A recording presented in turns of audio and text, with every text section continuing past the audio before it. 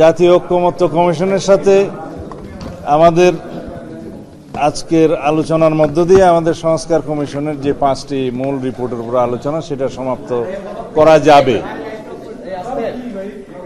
তো এখন আমরা সংবিধানের যে পর্যায় থেকে গত বৃহস্পতিবারে আমরা আলোচনা শেষ করেছিলাম, ওই জায়গা থেকে শুরু করব। এরপরে বিচার বিভাগ এবং নির্বাচন ব্যবস্থা, তারপরে আর দুটো কমিশন আছে, প্রশাসন এবং দুর্নীতি দমন কমিশনের উপরে আলোচনা শেষ করে আমরা আশা করছি বিকেলের মধ্যে আমরা শেষ করতে পারবো।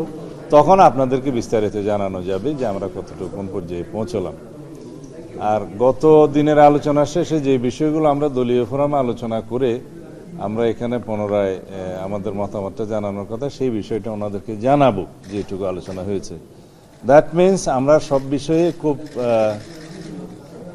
স্বচ্ছতার সাথে এবং আন্তরিকতার সাথে এবং খুব সিরিয়াসলি আমরা এই সংস্কার কার্যক্রমের সাথে সহযোগিতায় আছি।